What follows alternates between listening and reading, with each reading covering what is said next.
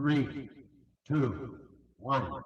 This broadcast, telecast, podcast, and whatever the hell else it is copyrighted by the Rad Network and the Rob and Steve Sports Show, all found at theradnetwork.com, and is for the private use of our audience. Any reproduction, accounts, or descriptions of this madness without the express permission of the Rad Network and Williams Broadcasting and Rob's really new lawyers is prohibited.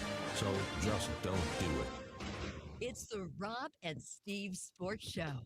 Now Norwood tries to kick his longest ever on grass, 47 yards. 8 seconds left. No good. Wide right. Welcome to 2 hours of sports and nothing but sports. Here's the 0-1. This is going to be a tough play. Cubs! Series! Bryant makes the play! It's over! And the Cubs have finally won it all! Email the show, ras@theradnetwork.com. 4th and 5, the national championship on the line right here. He's going for the corner. He's got it.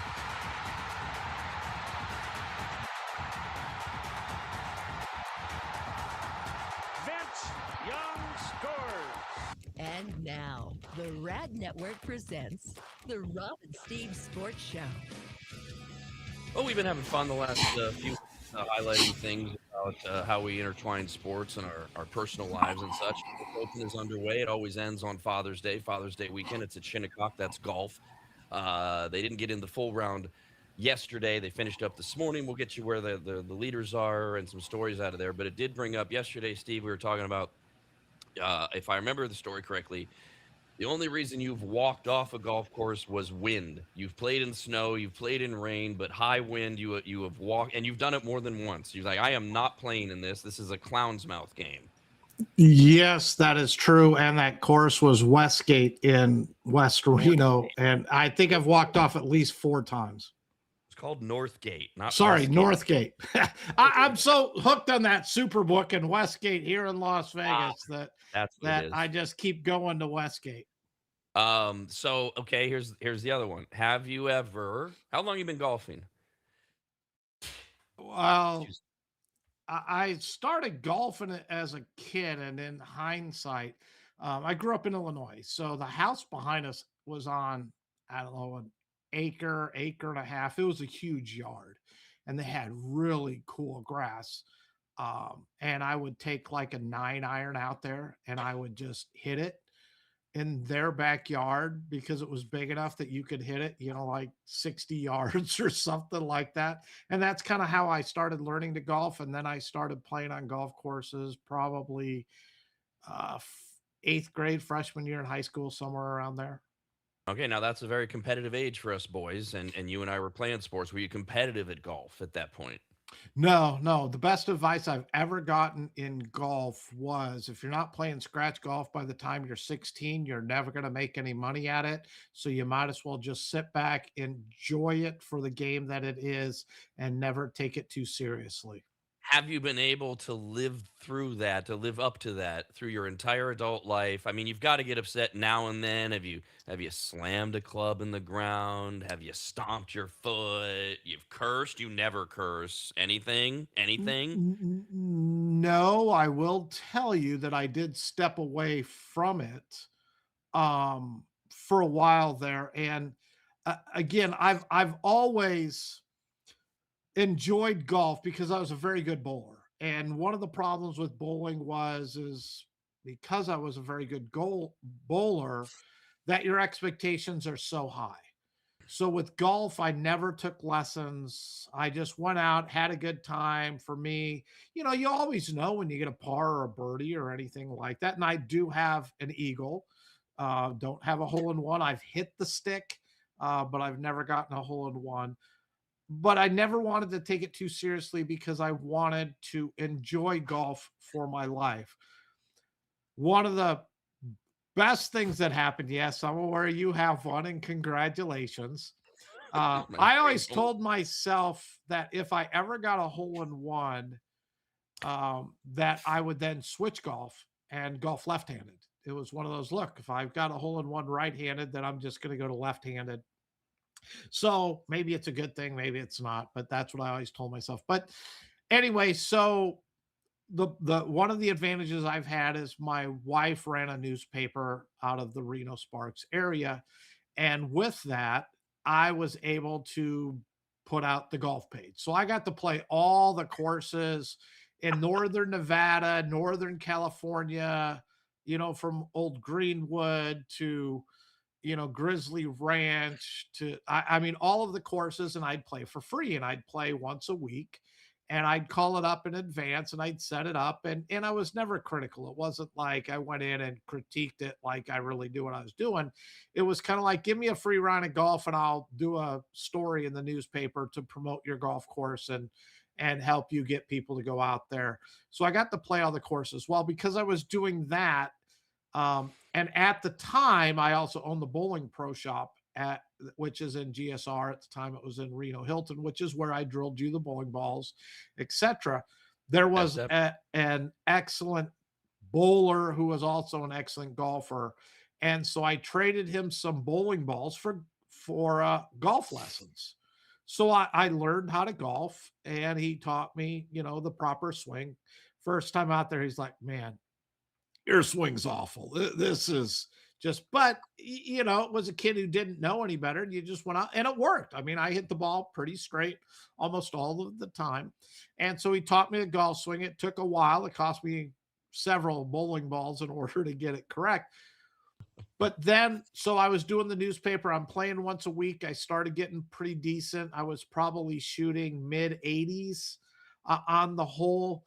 And I found myself no longer with the attitude of, I'm on the green, even if it just rolls right up on the fringe that I'd always have. Now it was like I'm playing DeAndrea. And if you ever, I'm sure you played DeAndrea, but they had Mhm. big greens, but it wasn't about being on the green. You had to be in the correct part of the green because the greens were hills and all that other stuff. So then I found myself getting upset with myself because I didn't hit the ball into the right part of the green to make my putt easy, and I left myself a more difficult putt.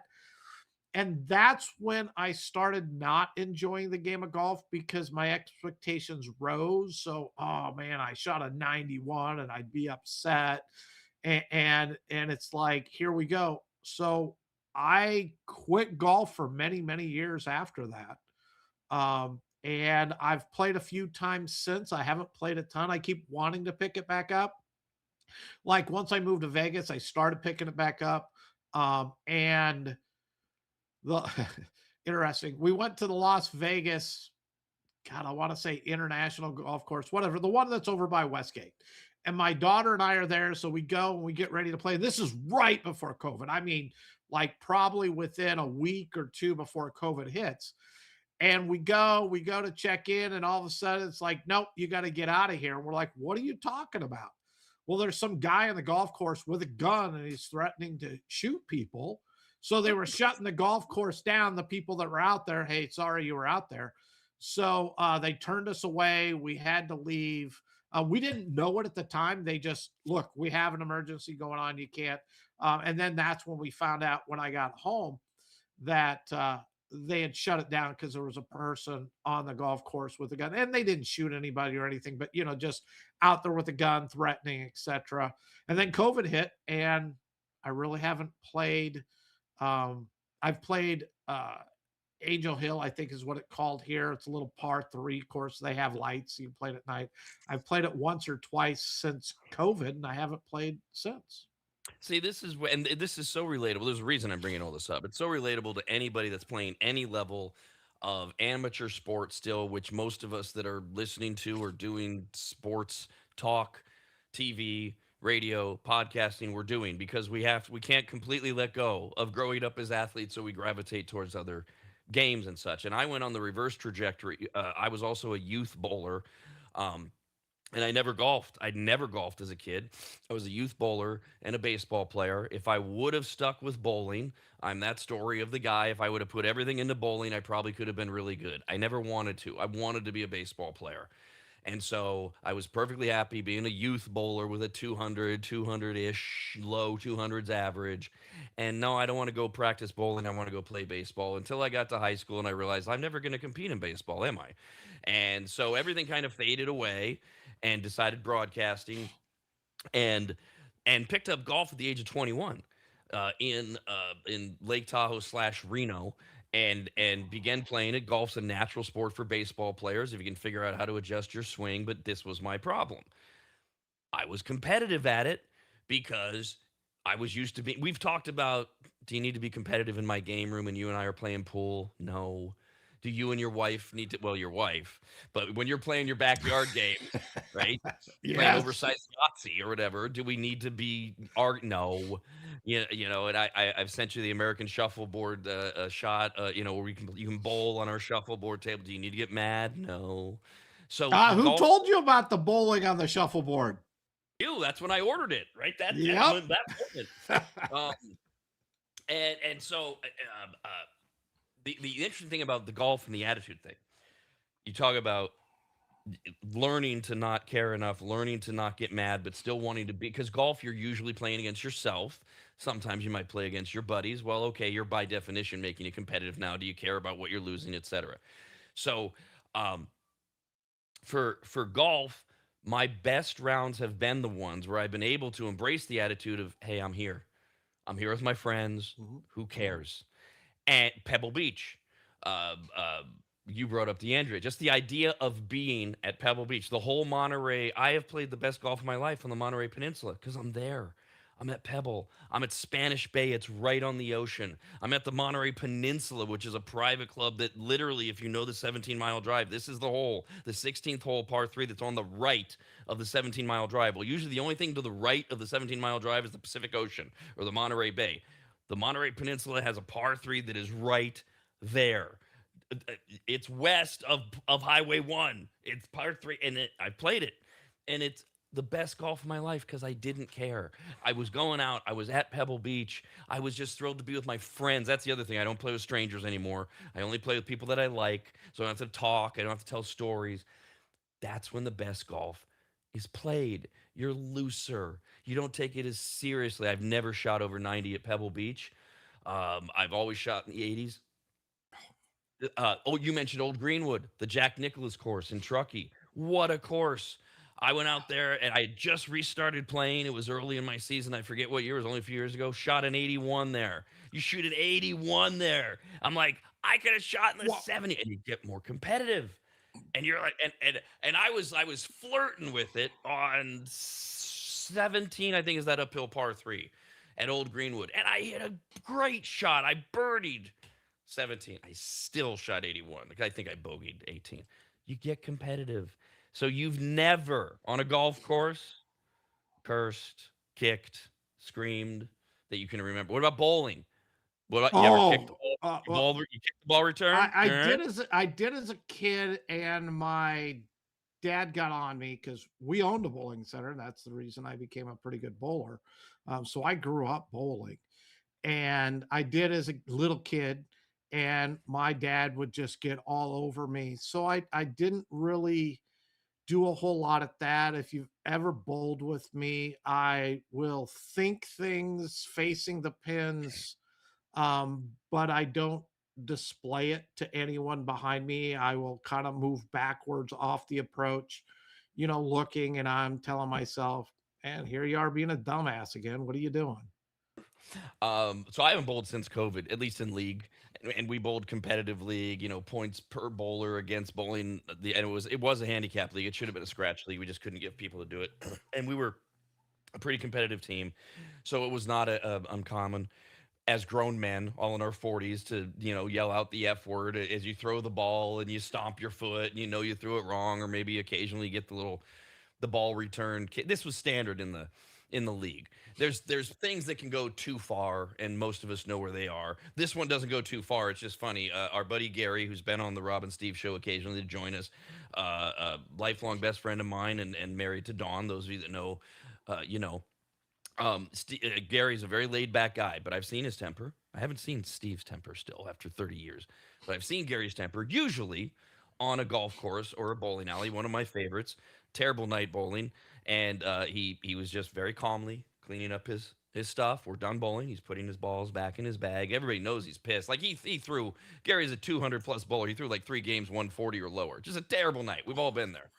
And he's taking his balls and he picks up one of his balls from the ball return, and now his ball bag is down where players would sit, right? And he takes his ball, and that's where his ball bag is, and he walks past the settee area and past the late settee area, the backward settee area, and past the spectator, and he's still walking with it. I'm like, the pro shop's closed. It's almost 10. Where's he going?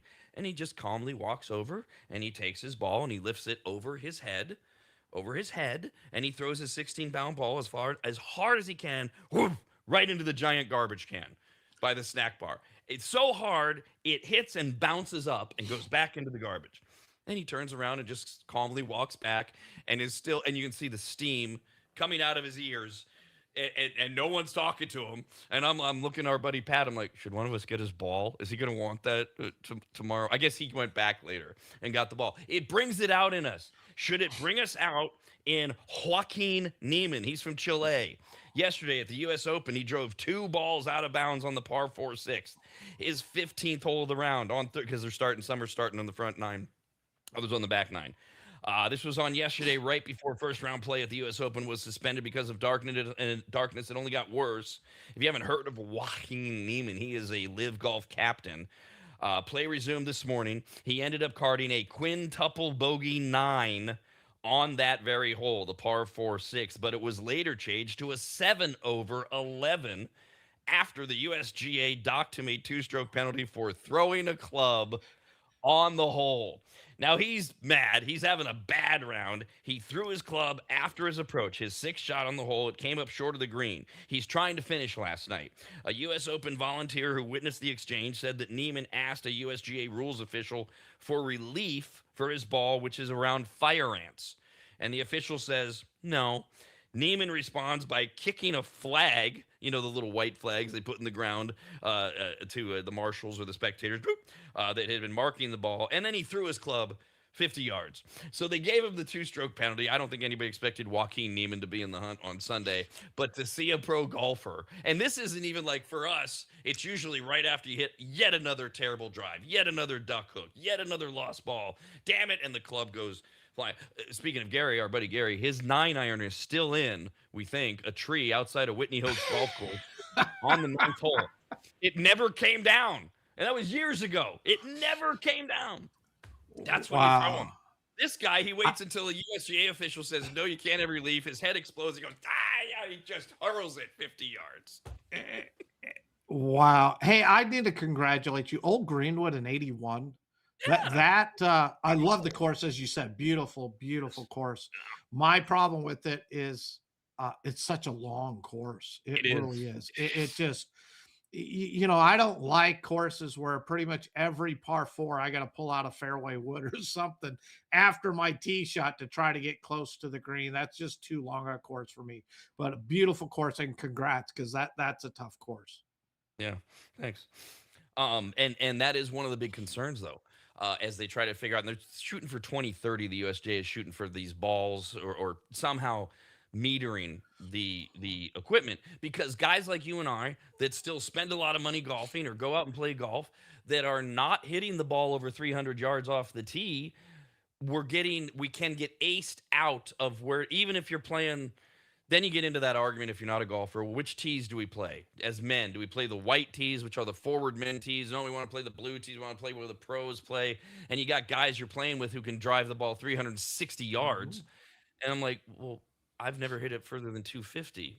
I mean, this is, and so they need to keep working on that, because they don't want us to feel like we can't approach the game while all these guys with their endless workouts and their equipment are hitting the ball, almost 400 yards off the tee, because you don't have to hit it that far in golf. You have to hit it straight. You have to know where it is, and that's how you can pull off things like an 81 at Old Greenwood without a lot of. It's like being a pitcher without a fastball. You can do it. It's just a little more creative. Yeah, I had a buddy in college that we would golf with, and I swear his golf ball never went above 6 feet.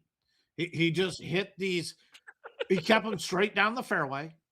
Everything was in play. Had a really good short game and a was a really good putter, and you're sitting there going, he can't even hit the ball in the air, yet he's playing close to scratch golf every single time we go. And you'd get frustrated with him because you're like, he doesn't even know how to hit a ball, and he's beating you every single time. I don't know if it's analogous, but back to bowling, that reminds me of the guys that wouldn't put their thumb in the damn ball and they would bowl their 300 games or whatever. And you're like, this guy has no idea what he's doing. How is he doing? And then you kind of soften to all that. It's a whole different example, but in the beginning, it's still the same example for a lot of us. Yeah, in the olden days, I would tell you now, if I learned how to bowl, I'd never put my thumb in the Right. ball, and you know this as well, because think of every bad shot that you threw, your thumb hung up in the ball. If I can take that out of play, I get a clean release every single time, and that's where, sorry to say this, because every single scratch bowler I've know has all turned to golf and have for the last 20 years, and they don't really bowl anymore. They've gone to golf, and that is now their passion. Speaking of, it is again U.S. Open weekend. Wyndham Clark, the former U.S. Open champ, rode a birdie eagle stretch to a 6 under par through 16 holes and a 4-shot lead yesterday. The USGA, as I mentioned yesterday, set up a different course at Shinnecock.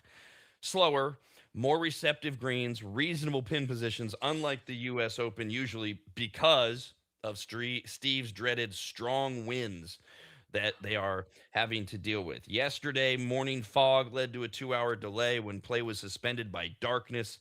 17 players were under par. Scotty Scheffler, who needs the U.S. Open to complete a career Grand Slam, battled all day, relied heavily on his short game. He hit a 72. That's his 10th consecutive U.S. Open round without breaking par, although at the time he was only 4 shots out of the lead. And as of 30 minutes ago or so, as they had to finish up yesterday's round and get started again, Wyndham Clark, 7 under with a 4-shot lead over Xander Schauffele, Matt Fitzpatrick, and then Colin Morikawa is 2 under.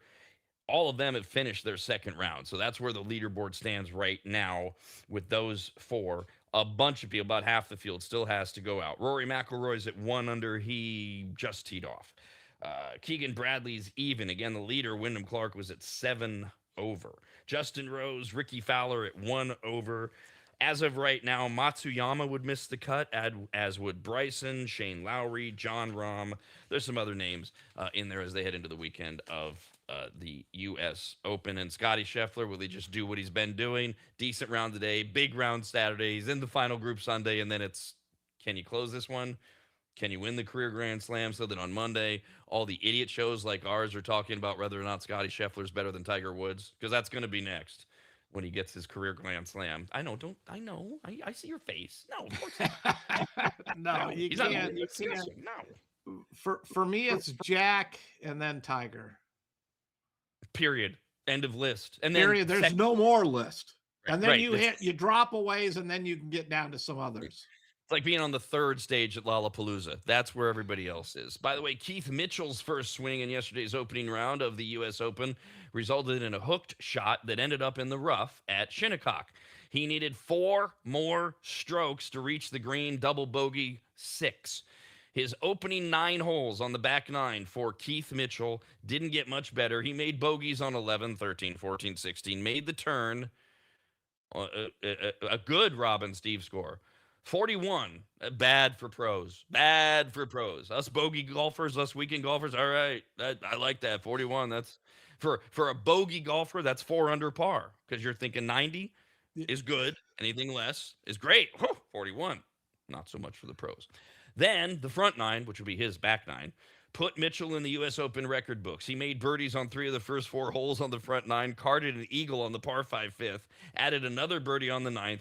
He carded a 6 under 29 on that half of the course and became the first golfer to post 29 on the front 9 at Shinnecock, and recorded just the 7th 9-hole score of 29 in U.S. Open history. Dude goes 41-29. I mean, that's unworldly, especially in golf, where it's that game that you have to immediately adjust your attitude. Even in bowling, you have to wait for your other 4 guys before it's your turn again, your other 3 guys or whatever. Golf, all you've got is the walk.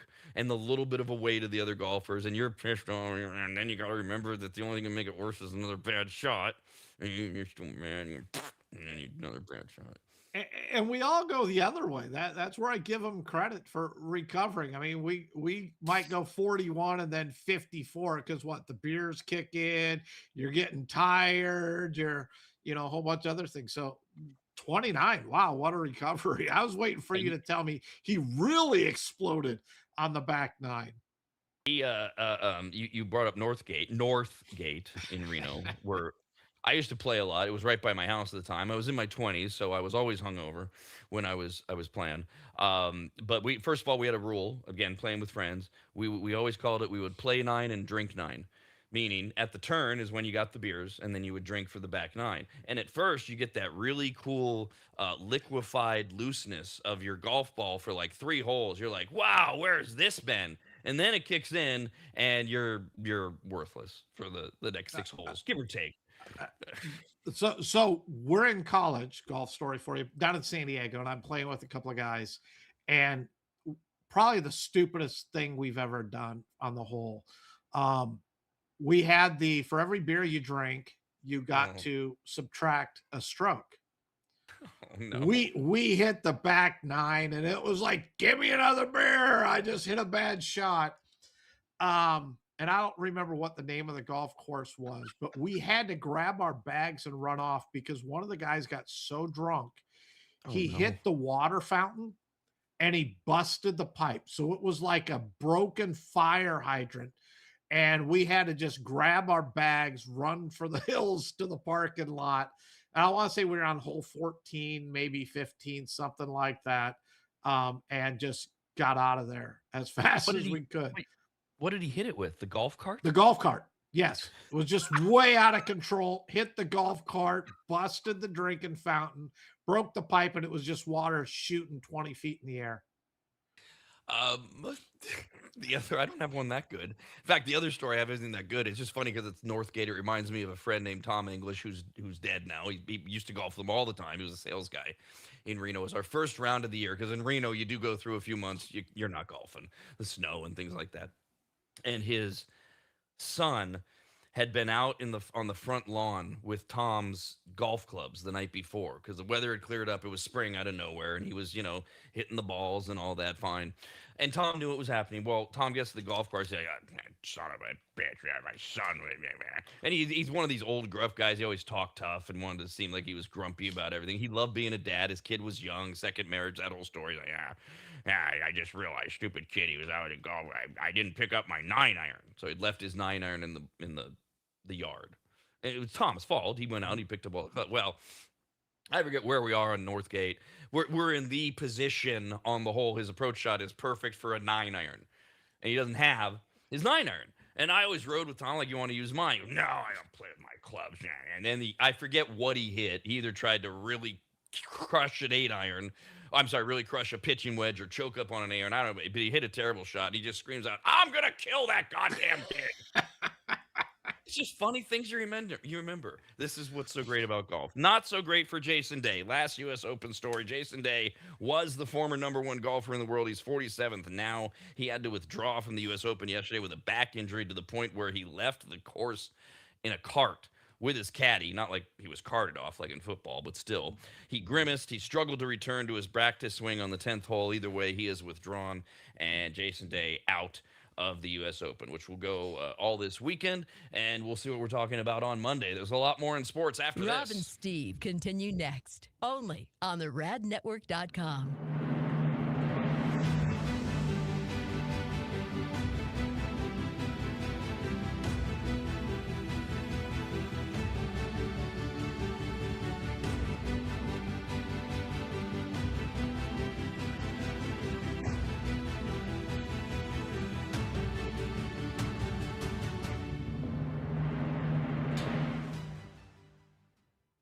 Longtime maggots will remember Greg from MAP, M-A-P, as in Maximum Athletic Performance, which guides you to better output through better ingredients, also known as nutrition. Greg has been on the Rad Show many times and will be again, as he simplifies nutrition and helps us all understand what actually works when it comes to fueling our bodies, almost all of which can be found at maptrition.com. Every product is formulated with clinical precision and backed by science and purpose, and maptrition.com has something for every fitness level, even those of us who barely have a fitness level.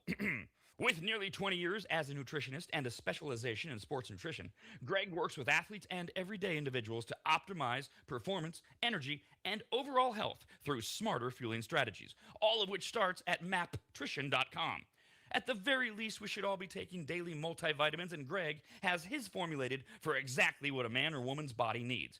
Protein is in, but maybe instead of getting yours from mac and cheese with extra protein, you get it from maptrition.com. And of course, all things workout, training, and exercise are available as well. From pre-workout to creatine and other muscle builders to recovery supplements and more, all at maptrition.com. From morning breakfast essentials to post-workout recovery and everything in between, maptrition.com's full range of supplements, proteins, and wellness products are built to power your journey from start to finish. Check out all the products and find what's right for you and order it shipped to you all at maptrition.com. That's maptrition.com.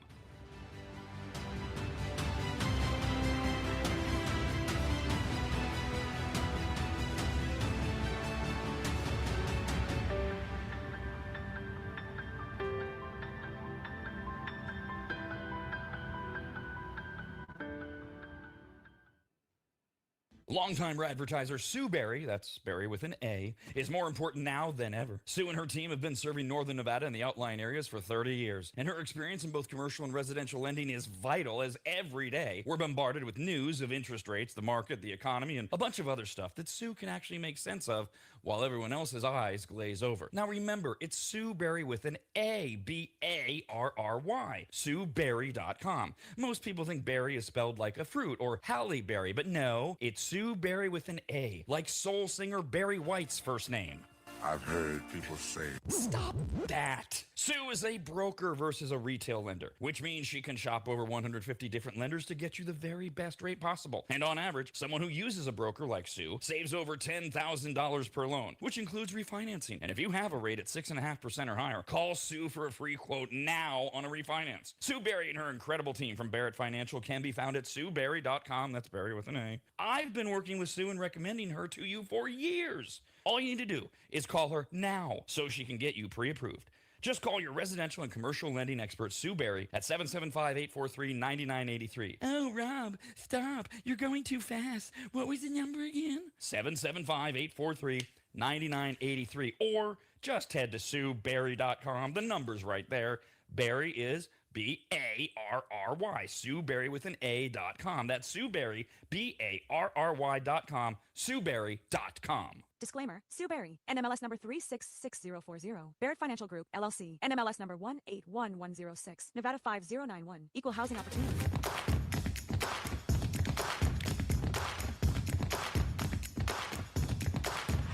Opinions? Check. Facts, stats, and insight? Check. Wild overreactions and made-up disagreements? Sorry, you've come to the wrong place. This is the home of two guys sitting around just talking sports. The Rob and Steve Show on the Rad Network. A month from now, the Major League Baseball All-Star break will be over. We'll be done. We'll be back to be playing. And at that point, we'll really be talking about about 3 weeks left before the trade deadline, as Major League Baseball will head to the dog days of summer as we talk it. One of the teams a lot of people are watching, the Detroit Tigers, where Tariq Skubal, best pitcher in the game, has made it clear that if the Tigers continue to drop games and fall further out of contention as the clock ticks down to the trade deadline, quote, we better play better baseball or else, end quote, says Tariq Skubal, the hottest commodity on the market. He will make his second start tonight after having the innovative surgical procedure now known as the Skubal Scope. On May 6th, he removed bone fragments from his elbow, and he could be in line for a precedent-setting contract set to enter free agency after this season. Then the big question comes in. You got collective bargaining and a lockout. Is it smarter for somebody to lock him up now, knowing he'll be grandfathered in? Does he really just want to play the free agent market and risk what might the collective bargaining agreement look like? If the Tigers fall further out of contention, that's where they have the option of trading the two-time defending AL Cy Young Award winner. Scooble said to the Detroit News yesterday, the reality is we need to play better baseball. Or come the deadline, you give the front office an option to reassess where this team is. The Tigers, we've been talking about this, Steve, are 9.5 games back in the AL Central. They are 6.5 out of the final AL wild card spot entering today. And this is what we were talking about all this week. They might be 6 games back. They are behind, as of right now in the American League, the Rays, the Guardians, they'd be in. They'd be your wild carders because you'd have the Yankees and the White Sox winning their divisions. Your third wild card team right now is a tie between the Blue Jays and the A's. So one of them right now today would get it. Game and a half back of them, the Twins and the Rangers. The Orioles and the Astros are 2.5 back. The Royals are with the Tigers. So the Tigers have to go through that many teams to even become in the hunt for the third and final wild card position. And the Tigers, when you look at their schedule and they have to reassess, Steve, which we can do in a moment, it all starts tonight. Scooble is throwing. They are hosting those Chicago White Sox in first place. So we start right away with a big weekend as the calendar kicks down for the Tigers. Scooble, fine. He went out. He threw innings. I don't know what we're supposed to expect the second time around, but here's the leader of your staff saying, we better win or else, who's throwing his second start since rehab tonight at the beginning of a crucial period for the Tigers to figure out what we're going to do. And this really is, as you've mentioned, they're getting the White Sox, who are sitting in first place, coming off a tough 8 game, should have been a 9 game series with the Yankees and the Dodgers and the Braves. So they catch the White Sox in a good spot, although they've lost 2 more. And to expand on that wild card thing, I don't think the Tigers can get a wild card. I think the only chance they get in is winning the division. And to make it very simple, the Rockies are the worst team in baseball. They have 28 wins. The Red Sox are the second worst team in baseball with 29 wins. Guess what? The Tigers are at 30. They only have 1 more win than the Red Sox, 2 more than the Rockies. As you said, way too many teams to catch, but they're only 9 wins out of first place with the White Sox. If they can go and find a way to sweep the White Sox, 3 game series, that suddenly now becomes only 6 games in the win column if the Guardians don't win, Right. anything there. So that puts them back in. They go and lose 2 out of 3, get swept over the weekend against the White Sox, who are playing really good baseball, and had that nice win last night with Benintendi with the pinch hit grand slam. We don't see many of those in our lifetimes. Then if they go and they have a bad thing, I think at that point you kind of have to just say, look, this series was big. We still didn't rise to the occasion. Maybe we need to move them on. The White Sox are throwing Fetty in this game. He's one of those guys. He's just an innings eater. He's not a quality starter. He gets wins here and there. He's 1-3 on the season. His ERA over his last 3 starts a little above 4. His WHIP's a little over 1.5. But Scooble's got to be Scooble. This isn't, for me, it's not Scooble playing to get the Tigers in the playoffs. Scooble's playing for that contract. And he needs to get it. He needs to get traded. He's trying to make his money. I think he's in a tough spot, though, because with the pending strike that's coming up, is if he doesn't get his money before, where's it going to go there when they throw the cap? So I think Right. he needs to get his money now. He needs to get traded, and to whatever team it is, go and sign a $400 million contract, get that in before the end of the season. By the way, if Scooble can't get the job done tonight, excuse me, for the Tigers, hey, Verlander's throwing Sunday. If you look at the Tigers, they're, as we say, I don't know how they get there anyways. You bring up, well, could they sweep the White Sox rather, and the Guardians? I don't know. They lose 2 over the weekend. You look at what the Tigers have coming up between now and the All-Star break. After they host Chicago, they have to host the Yankees. They host the Astros. They go to the Yankees. And then we're at the beginning of July. At that point, you still have to go to Texas, and then they host the A's and they host Philly. I don't see how, unless they get lightning hot, Steve. I don't see how now, and I don't see how they get lightning hot with that scope of teams. Those are some real teams. Every one of those teams is a postseason end or wild card contender. Every single one of them. Which is perfect for the Tigers. They're going to find out that if they can go through this group and go and look, they go 15-4 over their next 19 games or however many games that was. Hey, yeah, look, you just beat some of the better teams in baseball. Maybe you can be competitive now that you've gotten healthy. You got Scooble back as well. Casey Mize just came back. The bright spot is you're going to find out that this is no teasing like the Giants are going through right now. Oh, are we better? We just went into Atlanta, swept the Braves. There's no teasing. So that's great. They're going to find out and they will know by All-Star break if they're going to keep Scooble or if they need to move him on. Now, what about those White Sox? Because we put them on that 9-game watch, which turned into an 8-game watch because the Braves game was postponed due to weather. The ESPN actually went an extra series. They went the 11-game stretch against the Phillies, Braves, Dodgers, and Yankees, and the White Sox went 6-5 in an 11-game stretch of the Phillies, Braves, Dodgers, Yankees. Because the question with the White Sox has been the whole time: are they for real? Can they stay in first place or tied for first place with the Guardians as we head into August? They've got Detroit in Detroit for the weekend. Then they have to host Cleveland, host Kansas City, go to Baltimore, go to Cleveland, host the Red Sox, and host the A's. That's the White Sox until the All-Star break. They seem set up with not as difficult, not as challenging a schedule as what we just went through with the Tigers, especially when you throw in Kansas City and Baltimore there. But certainly by the All-Star break, we're gonna know the White Sox are or aren't. Because if the White Sox fall apart with the Royals and the Orioles and your Red Sox in there, not so impressive. But if they are well over 500, 3-4 games for that stretch, they're going to be right there with Cleveland.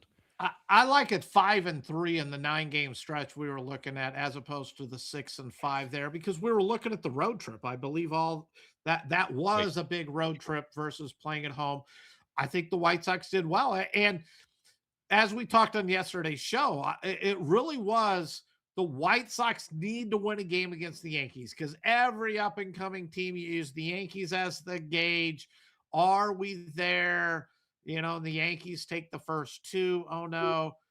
Big pinch hit Benintendi, who's done nothing since his rookie year with the Red Sox in his career. Grand slam. They win that game, gives them a little emotion. And I think they will be there. I think the Royals are going to be sellers come break time. I don't think the Tigers are going to run it out. And I think they're going to start looking at moving players like, Gleyber Torres. Maybe they move Casey Mize as well, Tariq Skubal. So I think the White Sox will be the challenge for the Guardians. And they're sitting great. I mean, you brought up Chase DeLauder was hurt, and now he's gotten hurt. We've heard, Jose Ramirez is out for 5 to 7 weeks now. This division is there for the White Sox to take. And I love it because Max Venable has done such a great job in getting this team going. Colson Montgomery, what, he hit 2 more homers or whatever it is. I think he's up to 20 in the year. He's one of the top home run hitters since he hit the major leagues the second half of last year. That they have some good young talent. Thank you, Red Sox, and the Garrett Crochet trade with Mydreth at second base. And they've got nothing out of their catcher position. And Kyle Teel, who came up last year and had a great second half, he's going to be coming back. So can the White Sox pitching hold up? They have Noah Schultz. We've talked about him. He's like the 6'9", 6'10" pitcher. He got hurt. Was kind of shaky early on, some good moments, some bad moments. But the White Sox need him to step up, like, say, Gage Jump. Okay, look, yeah, had a little start, a little shaky, but you need to prove you belong here. And if they can get that pitching going, because they're that gritty team that just keeps coming at, they can get their pitching going and get quality starts and a good bullpen. This is a team that can win this division. You mentioned the Royals as well. You've got them as sellers. They are tied with the Tigers. They're 9.5 back. They're a game better than being the third worst team in the NFL or the MLB with the Tigers. And then yesterday, Their shortstop superstar Bobby Witt Jr. left the 14-6 win the Royals had against the Cardinals because of right knee discomfort after making a sliding play in the field. I just double checked. There's still no update on his complete prognosis moving forward. Witt had gone 2 for 2 with a solo homer in the first, an RBI single in the second, batting 294 for the season, 368 OBP, 10 homers, 32 RBI, major league leading 28 steals. He was checked out by Royal staffers. He remained in the game that half inning. He was taken out in the fourth with knee discomfort. Nobody wants to see Bobby Witt out of the game. And hey, maybe we don't need to push him because those Royals are so far back. Now, they will be hosting this weekend the St. Louis Cardinals. They're a slightly different story without being that much different because the Cardinals are 5.5 back of the Brewers in the Central, but they are right now the leading wild card team in the National League. They've got this is a team, Steve. You had the Cardinals fading, and I'm not saying I didn't. I didn't even have them being a part of this, but they came out and they were doing well, and you said, they're going to fade. They're going to fade. Well, this team right now, I mean, without a collapse, they're buyers, man. I mean, they are the National League. They are the lead National League wild card team. And they're playing great baseball. I just don't think they have good young pitching. And will it hold up? And do they have enough pitching to stay in that playoff contention? They brought up a lot of young players. This was the rebuild season, and they're having a great season, and they're playing in a tough division. I mean, how long is it before the Reds finally figure out and start pitching? If Hunter Green can come back and contribute, Chase Burns has been outstanding. Been disappointed with the Reds, but McGreevy, he's been pretty good so far. Another good young pitcher. He's 3-5 going tonight against Seth Lugo. Seth Lugo is one of those guys. I expect him to be traded by the Royals. The Royals had the expectations of what the Cardinals are doing this year to compete for this division, win a wild card if they cannot win the division, and they have just been let down. And if Bobby Witt Jr. is out for a while, it's sad for baseball because Bobby is such a great young talent. He's one of those superstars in the making, and we need him healthy playing in the game as we continue to see all these great shortstops. But the Royals just haven't competed at that level. Seth Lugo, who was really good last year, he's 2-4 in the year, ERA almost 4. Just they're not getting it done. Salvi Perez is near the end of his career. He's had a wonderful career. Yes, he should be in the Hall of Fame, but the Cardinals just keep going at it, and I love it because it's defense up the middle. I mean, when you look at Mason Winn at shortstop, this rookie JJ Witherholt has been outstanding at second base. You just look at that defense, and they got defense, young pitching, but do they have enough pitching? I hope they don't go out and buy to where they sell some of the future. I think this was a pleasant surprise. Use it, build for the future. Don't try to chase it down this year because you're having a much better year than you thought you would going into the season. Well, what about the team right behind them? The Chicago Cubs are 7.5 back of the Brewers in the National League Central. They are, however, again, when you look at the wild card right now today in the National League, the Cardinals are in. They're a game ahead of the Phillies. And then there's a three-way tie for that third spot. Padres, Nationals, Cubs. Not exactly three teams that at this point in the season put fear in the hearts of most of us. You've been clinging, though, to the Cubs. And what can they do? And you look at what they've got coming up. They host Toronto this weekend, then they go to the Mets, then they go to Milwaukee, and then they host San Diego. After that, before the All-Star break, they got to host St. Louis, they go to Baltimore, and they go to the Reds. So it's quite a stretch between now and the All-Star break for the Cubs. We'll know in not even a month now, but like 3.5 weeks, whether or not they should be buyers or sellers. They're going to have to do something. They've got to take advantage of playing the Mets. And I don't know what they're going to do with Toronto. And then they got to deal with playing Milwaukee and the ability to move up, Steve. Yeah, they got to figure it out. I mean, this has been the biggest roller coaster team in baseball this year. It seems like 10-game winning streaks, 10-game losing streaks. Right now, they've won a game, but they're 5-5 in their last 10. They're starting pitching. They've had some injuries there. They have not gotten the production they were expecting. And they got to get their pitching staff worked out. They have the money. I expect them to be buyers. I think This is one of those teams that, could go after a Michael Wacha with, the Royals, or a Seth Lugo. Maybe they go out and take a look at a Sonny Gray from the Red Sox. Don't be surprised if they go out and try to pick up Chapman. The closer for the Red Sox has been as good of a closer the last year and a half as anyone in the game. The Red Sox hold on to him. I'm telling you, I'm leading the charge to get Craig Breslow fired, because they need to help build this team. They have no direction anyway. But the Cubs, they have the money, they have the tools, they have the roster. They just need these everyday players to start performing to the level that they're capable of, and they will be fine. They do need a little bit more pitching, though. And that's the question about it. So is a top tier pitcher enough to not only, because we did hear right away, Scooble was mentioned with 5 teams and the Cubs were one of them. I don't know how serious that is, but whatever they decide to do, a top tier starter for the Cubs, is that enough in your opinion to not only propel them into the postseason, but then this is what we always talk about: do they have what they need to play in the short series? Do they have the arms to take care of Milwaukee, Atlanta, or stand with the Dodgers, those kind of things? They have a lineup when they are rolling and hitting to what their capabilities are. Bregman becomes Bregman, Suzuki, Ian Happ, Pete Crow Armstrong. They have a very talented lineup that has been underperforming the whole year. It's just they currently match up? I don't think they do in that starting rotation. They go and they add a Tyrek Skubal. And Skubal's going to help every team in baseball because he's the best pitcher in baseball. But when you can get that, you can get him with Imanaga.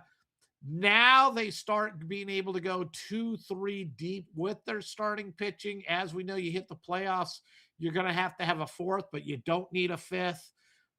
You can take your fifth starter, your sixth starter, move them into the pen, which helps strengthen that. And that's where postseason is so different than regular season. Regular season, you need the 25, 26 man rosters to be able to compete. And that's what you build when I talk about depth. Postseason, you can shrink this to 18. I can get rid of, 7 to 8 players and concentrate on a pinch runner and stuff like that in the postseason, because really I only need about 18 players to be clicking at the same time, and I can dominate. We've watched the Giants do it with Madison Bumgarner. They really had one pitcher. They won 3 World Series in a 5-year span because they got hot at the right time. They rode a pitcher who is one of the greatest postseason pitchers that we have ever seen. It's just, he was a good pitcher regular season, but he hit postseason and he took it to a whole nother level. That's the advantages of postseason, where you can shrink it down and you don't need the depth to get through a 162 game schedule. Are the Cubs at the point we were talking about the Cubs and how they spent all that time being the lovable losers, and then oops, they go out and they win the World Series? They don't have the lovable losers things. Are they at the point though, as a franchise, they won? Was it 08? How long has it been? Was it 08? It wasn't 08. I think it was 16 or something like that. Okay. They and what's funny to me at my age, 08 and 16 seem like the same year. Are they though at the point, they're the Cubs, are they at the point where, hey, show your fan base you're all in, you're trying, you got the money, get to the postseason, it's okay if you only get out of the first round, it doesn't matter? Are they there to, or are the Cub fans like, we need, because I don't see how the Cubs beat the Braves or the Dodgers in postseason. The lovable losers are gone. Once they won that World Series, it's no longer the same. My problem with it is I think they continue to go we're the lovable losers, we're the Cubs, where you got to put up the facade of wanting to compete and look like we're doing everything we can, but they're not really willing to go all in, spend the money, do what the Mets do, the Dodgers do, and these top teams. And they're in the large market. They have the money. They can do it, but they always seem now still outside of the one World Series to pull back. To me, the fans no longer accept it. They want to win another World Series. It isn't that, oh, well, we're content with just competing and every once in a while, let's get into the playoffs. No, they want to win a championship, and I don't think they can settle for anything else. And the Cubs ownership needs to prove they are dedicated to winning, not just let's make a few splashes here and there, give the appearance. And they've done a good job. I like their roster, but you ask the question, are they with the Braves? Are they with the Dodgers? I'll throw in, are they with the Brewers? Well, now that Mm. Jacob Mizorowski has taken off, Kyle Harrison's been incredible. Brandon Woodruff's going to be back.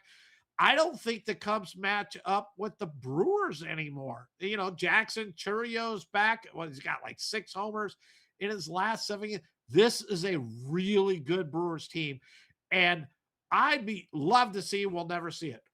What if the Brewers had Cubs money? And what would they do with it? Because we keep watching them sell off every year. Josh Haders of the world, you know, Corbin Burns is, they keep selling. What if they had that money? Would they be as good as they are now? Or is what makes them so good, like the A's, and I defer to you on this, the A's on being able to get the very most out of what they were able to do, but it was never quite good enough to win a Right. championship. That's the problem. Is it's never quite, because the Brewers, you're going to give them Cubs money. Can you imagine a 1-2 punch of Mizorowski and Scooble? Oh, yeah. I mean, that's it. I don't know that it's it, but you can't do much better. And right away you go, they can hang with the Braves and the Dodgers, whether they win or not. They can hang. That's for sure, because it can be as simple as a missing piece when you get into those 5 and 7 game series as in baseball. Wouldn't that be fun if the Brewers said, you know what, we got a lot of really good young prospects, and we know, like the old Broncos running game and the Niners running game, that we can take pieces and fit them in here. We can take pitchers and that other teams discard, and we can make them good. Give up some prospects, finally spend some money, and Mizorowski and Scooble going 1-2 in the postseason. Oh, that would be incredible to watch. We were talking, ironically, it was either yesterday or the day before, about, it's so great to have Mike Trout back and he's healthy. It sucks. He's an angel. He's going to be an angel forever. But hey, oops. Los Angeles Angels center fielder Mike Trout has not played in more than 130 games in a season since 2019. Will he make it this year? Well, he's going to miss at least 10 more. He's being placed on the 10-day injured list with a right hamstring strain suffered while he was running to first base on Wednesday. Told reporters he doesn't have a timeline for his return, but he's hoping it'll be a short stay on the IL. This is like the mantra of baseball this year. First of all, you have to either injure an oblique or you have to have loose bodies in an elbow. Second of all, you have to claim it's not that big of a deal and then wind up on the 60-day IL the very next day, like Aaron Judge and everybody else we've seen. Oh, it'll be fine. Never mind. He's out.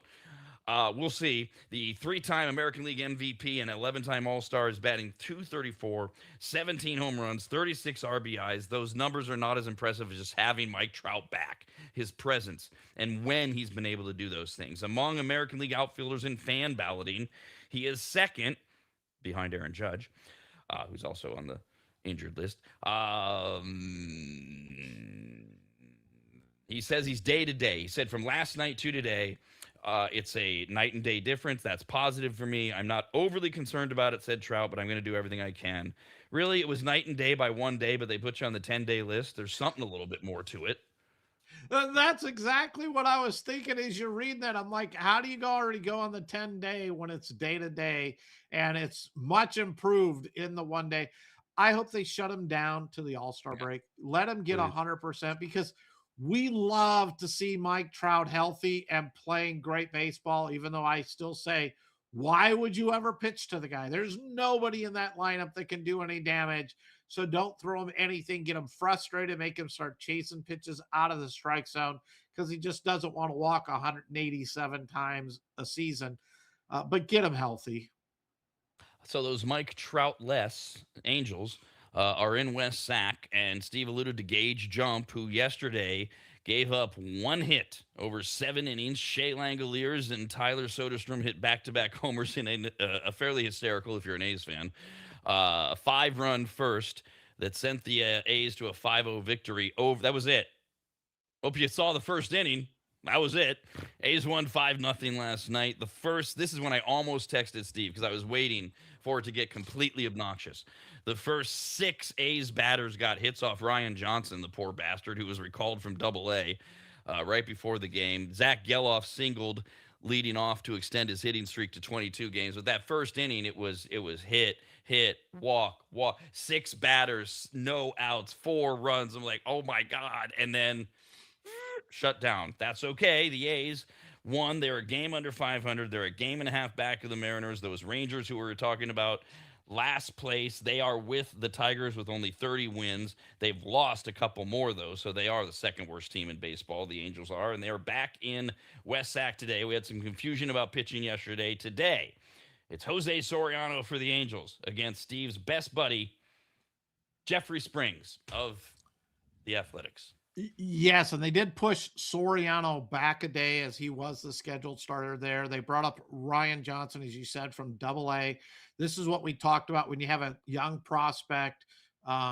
Sometimes you don't send him to the Triple A because the PCL is such a hitter's ballpark. Brought him up, didn't do any good, but he's a 23-year-old. Let him learn on the spot. I got no problem with that decision. Soriano has been a really good pitcher so far this year, but he has been giving it up as of late. His ERA is 3.6 over his last 3 outings, but he's sitting at 8-4 of the season. ERA at 2.79. His WHIP's 1.22. Jeffrey Springs, though, and we talk about it every time. 7 homers in his last 12 and 2/3 innings. You got to keep the ball in the ballpark.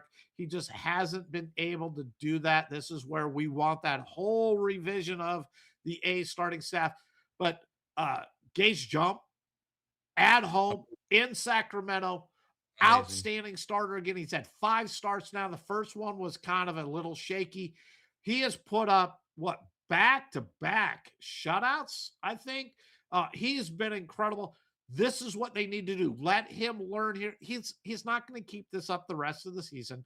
Don't have those expectations, but he's building confidence. He knows he can play there. They're going to figure him out a little bit. He'll get hit, here in a few of these starts coming up.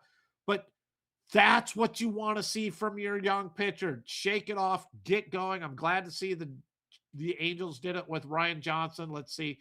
But with back to Soriano, ground ball pitcher, if he's on, he's going to see a lot of ground balls. But when he's off, he leaves it up in the zone and he gives up home runs. And the biggest key, I think, is going to be walks. He has moments where he really struggles with his control. And if he goes out and walks 4 or 5 batters, he's not there. So good luck to the A's tonight. That can be an Achilles heel for pitchers against the A's because they have a lineup of pretty good eyes. Unlike the Red Sox, who are them and the Giants, 2 worst teams in baseball at taking a walk. Wow, and that's why they're 2 of the 5 worst teams in baseball, perhaps. Yes. I do love when you're making a point about Ryan Johnson for the Angels being recalled from Double A, how they don't want to necessarily send him to Triple A because the Pacific Coast League is just a launching pad for pitchers. So instead, they send him to West Sac to pitch against the A's in a Pacific Coast League ballpark. Poor guy. Yeah, yes, but it's one start. It's that, look, you might get hit hard here. Let's give it a shot. And he's going up against Gage Jump, another young arm. And hey, look, this is what you can do. I thought it was a great spot for him because you could have him look at Jump as well and see what it is. See, look, I'm sure Ryan Johnson thinks he has great stuff. And now, hey, look, I saw Jump be successful. I've seen what he can do. He got hit hard in his first outing. I thought it was a good move by the Angels. Yes, they got beat 5-1, but they're not going anywhere. Let's learn at the major league level, which is why I'm with you, Rob. Let's bring up these kids for the A's. Yeah, and that's what I've said from the beginning. Just bring up the other 2 or 3 and just throw them. Just let them throw them with Ginn and with Gage, and everybody else can go. I don't know. Package them all. Everything must go trade and pick up a bag of dirt, that you can put on the infield or whatever. But the thing that I liked about what the Angels did with Johnson was, I gave you his first inning. I mean, he went 6 straight batters, no outs, 5-run first. I also told you the A's won 5-0 because they just left him in. They let him throw. He threw 5 full innings. He threw 89 pitches. And after that first inning, I never thought he looked very good, but after that first inning, he shut the A's down. And he got that extra 4 innings of experience, the experience you're talking about. You got to get hit. You got to feel what it like. You have to feel what it's like now and then. We'll stay in the American League West, Steve. As the A's, I mentioned, they're a game and a half behind first place. That would be the Mariners, who are 2 games over 500. They've been plodding along, playing 500 ball. Excuse me. Live broadcasting's fun in allergy land. And we were talking about your team, the dreaded, miserable Boston Red Sox. They are going to head to Seattle for the weekend. Now they are throwing Ron Hair Suarez tonight against Bryce Miller in Seattle as the Mariners stay with their 1.5 game lead in the West. Yes, Red Sox blew another game yesterday against Toronto, down 3-0, tied it up, bottom of the 8th, 3-3. Here we go. Let's go. Runner on first base and a little foul ball in between third base and home plate. Durbin, the guy they gave up Kyle Harrison for, doesn't go for it. Lets it drop. It drops like halfway right there. I think he thought the wind was going to take it out of bounds, into the stands. Catcher goes after it, can't quite get there. Drops, foul ball. Okay. Then batter goes homer. I think batter hits then a 2-out base hit into the corner, extra base hit. They score. Toronto wins 4-3. If he goes after the ball, he catches it. I mean, it's just, maybe I couldn't catch it because the wind, but he's playing at the major league level. When the ball bounces like 45 feet from home plate, halfway between third and home, and 3 feet into foul territory, and the third baseman isn't even close. I mean, I don't think he got past third base and even going after it, and it bounces. You're like, what's he doing? Why is he on the field? If we're going to lose, at least play players who are trying to do their best, not people who are not. So, again, that's the Red Sox. But the Mariners, I haven't seen them talk about this a whole lot, but the Mariners through the All-Star break now are going to go with a 6-man pitching staff, which isn't that out of the ordinary with that rotation, but they're going to piggyback on each other. So what my understanding is they're going to go 6, but it's really like a 5. So say, Rob, you go today, and then you're going to have, instead of 4 days off, you're going to have 5 days off. But on that third one, you're the next pitcher to come in because I start that game 4, and then you relieve me. So the starters, and they're viewing it, I don't know if they have that little confidence in their bullpen, but they're viewing it as their starting pitchers, their strength. So let's use and get as many innings as we can out of our starters. So you're going to get a start, and then you're also on your bullpen day where you're going to throw 30, 40 pitches. You're going to get a couple of innings there after the starter when he comes out instead of having to go to the bullpen. So you're going to throw there. Then you'll have 2 more days off type of thing before your next start. I'm curious to see how this works for Seattle. I mean, I give them credit. They're trying to be creative and make the most of their roster.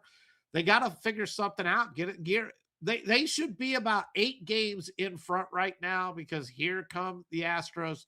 And again, if the A's if they can get a couple more pitchers like Jump and get Ginn going as he has been, this team's going to be tough to beat. So Seattle, you had your chance. Let's see what they can do. God, let go of this Astros thing of yours. I swear. They won 2 in a row. Give me a break.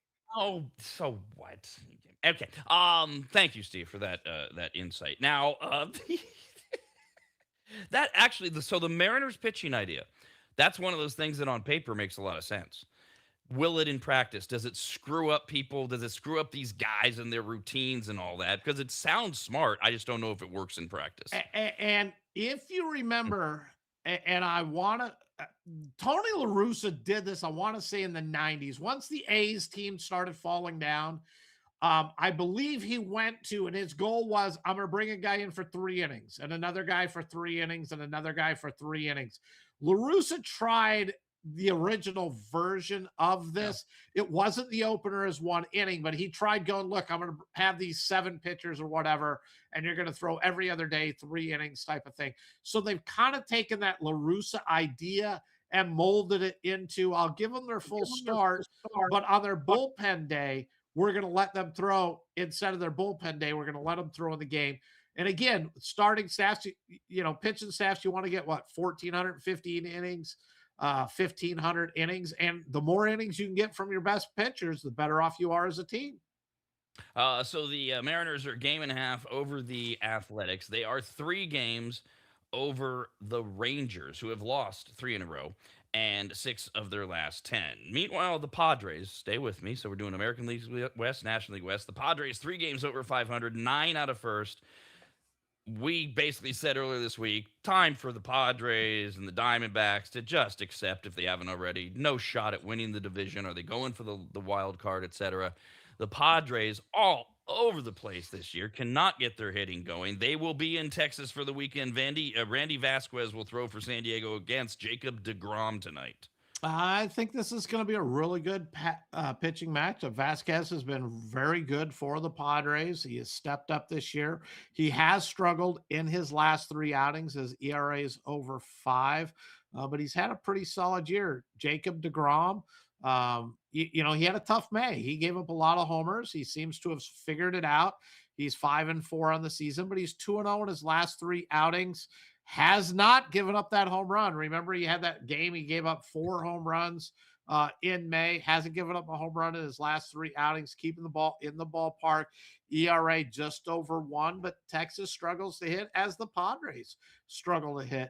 And on the Padres, I'm really curious to see where they go because AJ Preller, their GM, has always been a guy who plays to win all the time. And I love him as a GM. I may not agree with his moves, but I expect the Padres to be buyers. And look, they're not going to run down the Dodgers, but the Padres are one of the only teams in all of baseball that are not afraid of the Dodgers. And their goal is let's get into the wild card. Things can happen. And I expect them to be buyers as well. They just got to get, Manny Machado hitting. Tatis is now hitting, but he's not hitting for any power. Their lineup still is really struggling. One other team we mentioned, we were talking about the Tigers, we were talking about the White Sox. You've got the team tied with the White Sox, first place in the American League Central, the Cleveland Howardians, who have lost 6 of their last 10, still in first in that 2-way tie with Cleveland. Now, they have to go in this weekend and deal with what Steve says is the greatest team in Major League Baseball history. This year's Houston Astros, who are coming. They've been coming for 2 weeks now. According to Steve, here they come. They're 6 under 500. Hey, they've won 2 in a row, and they're 6 games. But what are they? And they're they host, getting healthy. are they though? They host Cleveland, who's throwing Bibby, and they've got Amai. Houston's got Amai going tonight.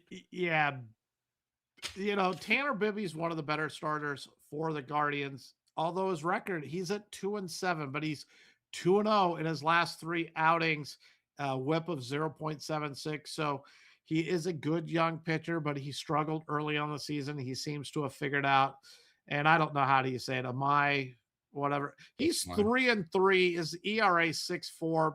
But if I remember correctly, he's the pitcher that started their no-hitter bid, and he started this game up with the 3 pitchers, and he has part of a no-hitter.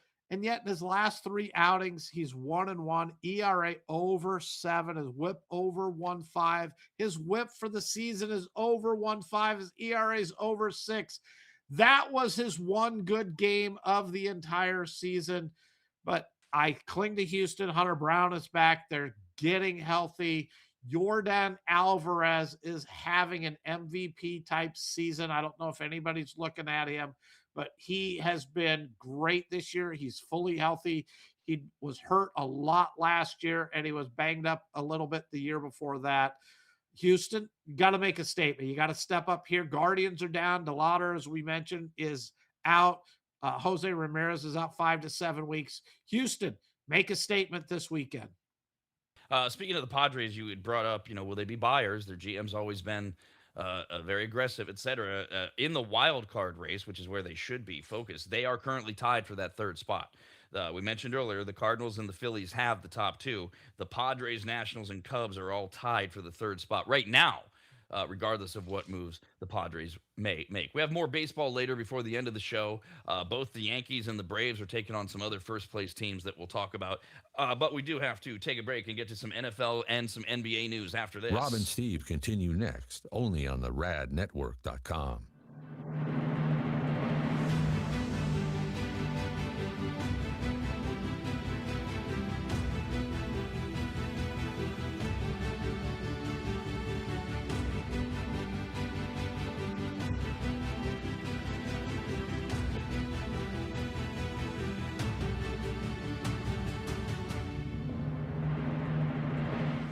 Longtime maggots will remember Greg from MAP, M-A-P, as in Maximum Athletic Performance, which guides you to better output through better ingredients, also known as nutrition. Greg has been on the Rad Show many times and will be again, as he simplifies nutrition and helps us all understand what actually works when it comes to fueling our bodies, almost all of which can be found at maptrition.com. Every product is formulated with clinical precision and backed by science and purpose, and maptrition.com has something for every fitness level, even those of us who barely have a fitness level. With nearly 20 years as a nutritionist and a specialization in sports nutrition, Greg works with athletes and everyday individuals to optimize performance, energy, and overall health through smarter fueling strategies, all of which starts at maptrition.com. At the very least, we should all be taking daily multivitamins, and Greg has his formulated for exactly what a man or woman's body needs. Protein is in, but maybe instead of getting yours from mac and cheese with extra protein, you get it from maptrition.com. And of course, all things workout, training, and exercise are available as well. From pre-workout to creatine and other muscle builders to recovery supplements and more, all at maptrition.com. From morning breakfast essentials to post-workout recovery and everything in between, maptrition.com's full range of supplements, proteins, and wellness products are built to power your journey from start to finish. Check out all the products and find what's right for you and order it shipped to you all at maptrition.com. That's maptrition.com.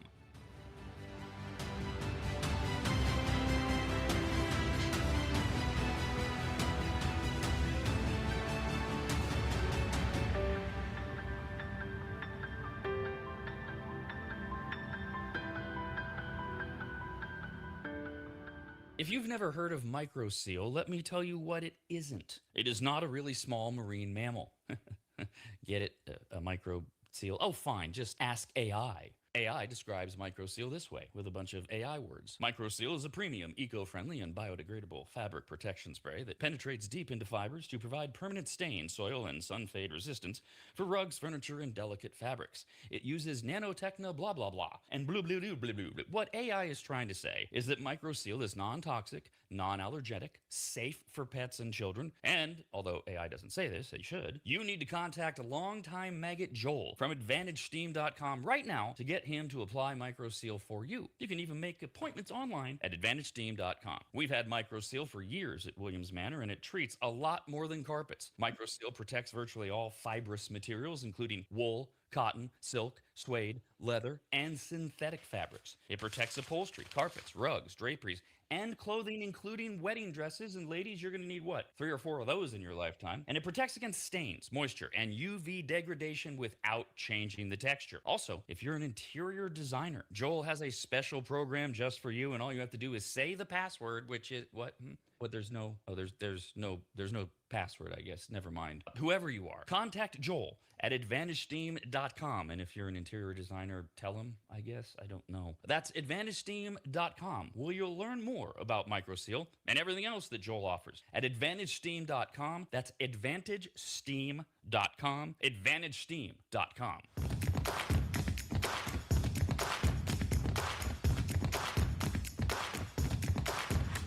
The Rob and Steve Show on the Rad Network. Let's get back to it. Email Rob and Steve, RAS, at theradnetwork.com. We'll get back to baseball. We got a couple more things to talk about before the end of the show. Yesterday we were talking about the explosion of various things like women's sports and what the WNBA is doing and going seemingly the wrong way, and how there's other examples of women's sports you can watch still, and you see that they're playing the game pure, and the explosion, the growth. This all came out of the growth of the popularity of hockey, not just playing it, women playing it, but watching it as well. One thing we haven't really talked about, there was that one game. I forget what it was called, but it got some news. We didn't have time. The Fanatics Flag Football Classic thing, where Brady played again, kind of thing, is that in 2 years, flag football will make its Olympic debut. NFL Commissioner Roger Goodell said said this morning, he absolutely expects to see NFL players in the Olympic flag football tournament, saying, quote, I've had a lot of players that have said we want to participate. It sets up really well because this is Goodell talking. It's before training camps. It'll be the first week of the Olympics, and to win a gold medal is something I think they would all treasure, end quote. And then they go through how this the selection process works. So you have to be selected for the U.S. men's national flag football team. The Fanatics flag football class we were talking about showed that people that are really playing flag football, they're not playing NFL football. The rules are different. It's a different game. It's there. Patrick Mahomes, been very vocal, wants to win a medal for his country, wants to play if he's eligible, and how all that works out. Steve, recently with the World Baseball Classic and other things, have lamented the idea of, if you're playing in a competitive way prior to or during your season, in the World Baseball Classic, like literally right before, example, where's the line between potential injury, especially when you're throwing out guys' names like Mahomes? I mean, former players, who cares? But where's the potential for injury, and what does that mean? Goodell, I don't think, is wrong. These players, all of these players across all these sports, they really, really seem to treasure the idea of winning a medal for their team. This is flag football, not tackle football. It's a different animal. Are they less likely to get hurt by playing flag football in the Olympics? Flag football is growing in popularity because it's a way for all gender kids to play, not worry about the CTE, the head conditions. It's a great way for parents who are worried about their kids getting hit to still play an activity. And that way, I'm all for it. It's not where football's headed, and it ain't real football, at least not in the traditional American sense. But this whole flag football explosion, and then players playing in the Olympics, Steve, we haven't talked about it much, so I thought I'd throw it out there with Goodell making these comments. Your basic opinion. Yeah, this is where I'm going to get in trouble, I think, with a lot of our listeners. Cool. I will tell you from the get-go, I am not for professional athletes playing the Olympics. I remember when it was for amateurs only. And my belief was, and still is that the U.S. didn't dominate in the medals. So it's that, look, we should be winning the gold in basketball. We have the best basketball players in the world, etc. Yes, we do. But is the Olympics so much about dominating that? And take the flag football. Yes, I believe that the NFL players can adjust. They're better athletes, and it is a different game, but I think they can quickly adjust. But is it right for them to take spots of these players who have been playing flag football for all of these years? If you're the quarterback on the flag football team and you've worked your entire adult life, juniors, etc., and you're now going to the Olympics and you're going to be the quarterback for Team USA, and suddenly Patrick Mahomes wants to play, whoever it is cannot be delusional enough to think that Patrick Mahomes, he's a better quarterback than Patrick Mahomes. But where is that fair for him? And if you're trying to encourage all of these other things, then don't we want the best athletes that are amateurs and give them that opportunity to compete at that high level? In addition, yes, why do most of the NFL players want it? Because they can add to their collection, just like basketball. Hey, look, I've won a NBA title, I've won a Super Bowl, I've won a gold medal. But all of those that are not at that elite athlete level, what's their point? Why am I even bothering to play in these flag football leagues if I can't get to that point? Yes, it's about the sport, but when you're that good at something, a lot of the amateurs, it's that I want to go to the Olympics. I want to be a part of the Olympics. Gymnasts train to go to the Olympics once they turn like 5 with that hopes. And parents and coaches sit down and say, okay, what's going to be your age when you are qualified for the Olympics, and does it fall in the right spot to get, possibly 2 shots at the Olympics, not just one. And this is all part. And look, I love it when the US wins gold medals too, but I am against allowing professional athletes. I don't watch anymore Team USA basketball. I'll be honest with you. If Patrick Mahomes and the NFL is playing flag football, I might watch just to see if they can dominate because it is something different. But if they go on to win a gold medal, I probably won't watch it going forward because I'm like, what's the point? We already know we're better than all of them. I want to see the people who do this as, I want to say their career. And this is where that's the ultimate. That's their winning the Super Bowl, winning the NBA championship, and we're taking that away from them as well. And would your moratorium, if it ever came back, it would include current and former anyone who's made professional level can't participate because we're talking about all these former NFL players coming back. In that sport, look, if you're a professional track athlete and you want to go join the bobsled team, have at it. Love it.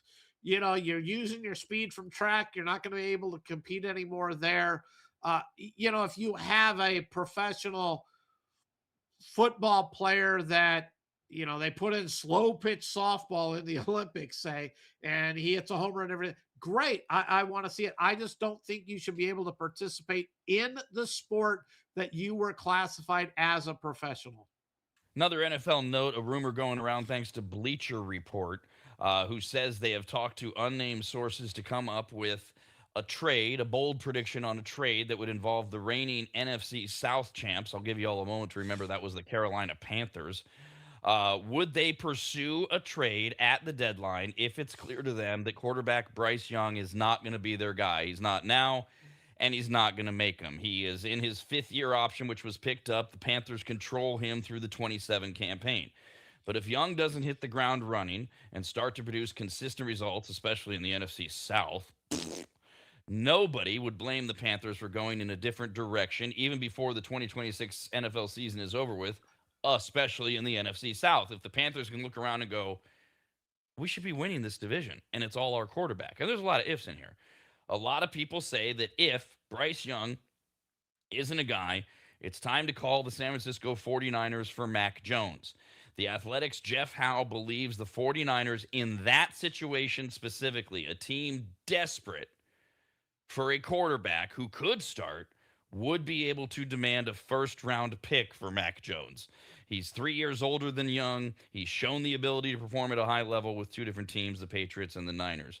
The interesting thing about this as a Niner fan, Steve, is you don't want to lose Mac Jones because he is the best backup in the NFL, and Brock Purdy, we don't know. You're going to lose him after this year. He ain't signing again unless Brock Purdy has a season-ending injury, something horrible. All things being equal, Mac Jones, if you can get, I don't know if you can get a first-round pick. You can get a second-round pick. And it is from somebody desperate in this scenario where, in theory, 8 games into the season, you have an idea of Purdy's health. I wonder whether it's the Panthers or someone else, if this is what the Niners have been holding out on, because Jones is gone. But, boy, is there going to be a desperate team out there somewhere, and will they be able to say, sure, we got your quarterback for you. It's expensive, though. I struggle with both ends of that story. So I'll start with Bryce Young. As the Panthers picked up his option, which means they're giving him that 5th-year option for the 2027 season. If Bryce Young hits 8 games into it and the Panthers realize he's not their franchise quarterback of the future and they need to move on, which means they're moving him out of the starting lineup, who's going to trade for him? Because if the Panthers have reached that agreement, hasn't every other team in the NFL for the most part?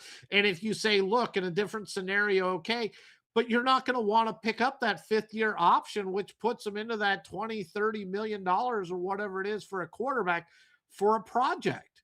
You have to believe that he's going to be able to contribute to your team immediately. So why wouldn't you just wait until the Panthers release him and then go sign him as a free agent? Why would I ever give up anything for him? Because he's not going to help you. Now, if he has a good season, the 5th year makes sense. I can't see the Panthers, if Bryce Young fails miserably in the first 8 games, being able to get anything for him because of the contract. Would that be why the Niners make the sense to the Bleacher Report in that they go, "Hey, we'll take Bryce Young as our backup for the rest of this year because we don't think we're going to need one, and then he's out of here. But what we're really trading for are these Uh, draft picks." okay, so then you're sitting there. Well, the Panthers are out of it. Okay, they're benching Bryce Young. Why are you trading a first for Mac Jones? I mean, wouldn't you have done that Right. by now? He's halfway through the season. You maybe get him for a half a season. You're going to give up a first and he becomes a free agent. You may lose him. You're never going to trade anything of real value. Maybe you trade a fifth and hope you can then sign him. Otherwise, look, we're moving on from Bryce Young. We finish up the season. We figure out if we want to bring in Mac Jones as a free agent at the end of the year and give him that contract. And then we have our quarterback. Why am I giving up draft capital, especially at first? So that's where these articles don't ever make sense to me, which is, I read them, but I don't put a whole lot of weight in. But I'm going to ask you this now. That whole scenario, and let's go with it. Look, I think Mac Jones is the top, if not one of the top backup quarterbacks in the league. I think Mac Jones is going to be starting next year. Somebody's going to give him money. They're going to bring him in. Maybe Tampa Bay doesn't work out and Baker moves on and they bring him to Tampa Bay. Maybe Bryce Young stinks and they bring him to Carolina. You're John Lynch. You know this. Do you take a shot at Sorsby in the supplemental draft? Bring him in, knowing I have Mac Jones, knowing that I have a year to sit there and let him play on the practice squad, learn under it. We're going to lose Mac Jones. We can bring him in for a mid-round draft pick, maybe a third, something like that. That's a thought. And then I'm going to go back to Mac Jones. You're the Niners. What do we have him winning? 12 We have the games? Niners. We have the Niners winning 12 in our Oh, current okay. unofficial. So they're through 8 games and they're 7-1. Brock Purdy's playing great. What if Brock Purdy goes down and you just traded Mac Jones to Carolina? Where are you going? I don't see John Lynch, if you're having a great season, trading Mac Jones, because if Brock Purdy goes down in the NFC Championship game, you still need Mac Jones for the Super Bowl and the rest of that championship game. So why would you trade that quarterback just because he's becoming a free agent at the end of the year? Why would you trade him away if you are one of the best teams in the NFL, or already we're going to make the playoffs? If the Niners start off 3-5, have at it. They're probably not going to go anywhere. So that's the only scenarios I see the Niners moving on from Mac Jones. And then if they're 3-5, chances are they've already benched Brock Purdy. And maybe they want to see if, look, Mac Jones is going to be our quarterback. I know we're paying all this money to Brock Purdy, but maybe we got to figure out now how we keep Mac Jones. So in that scenario, I can't see Mac Jones leaving the 49ers under any circumstances, but knowing that he's going to leave, just like the Lions with Sorsby, the Lions should be looking to see. I think the Niners should be looking at that going, look, if we can get a possible first-round talent to be our backup quarterback as we're losing Mac Jones at the end of the year for a third-round pick, I think they need to explore that.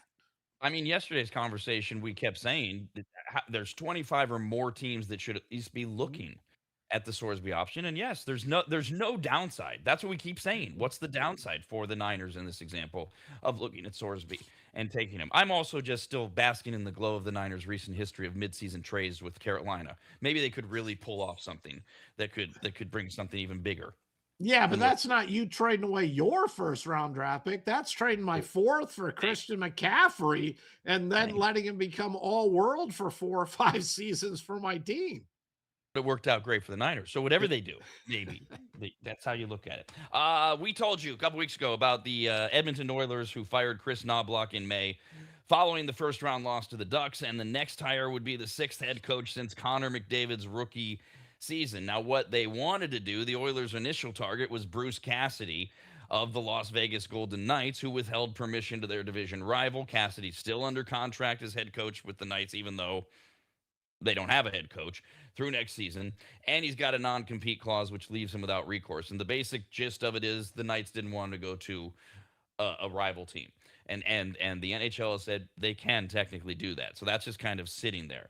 Now, the NHL has determined that Mike Babcock is clear to coach again. He was announced yesterday as being clear to sign with the Edmonton Oilers as coach. He's won a Stanley Cup with the Red Wings way back 18 years ago in '08. Several veteran players on the Oilers roster have been in support of the hiring, but the NHL launched an investigation into Babcock's resignation from the Columbus Blue Jackets in September of 23 before he ever even coached a game for them. He left them 3 months into the job after his request to look at personal photos from players' phones drew criticism. The investigation was requested by the NHL Players Association and included several Zoom interviews with former Blue Jackets players.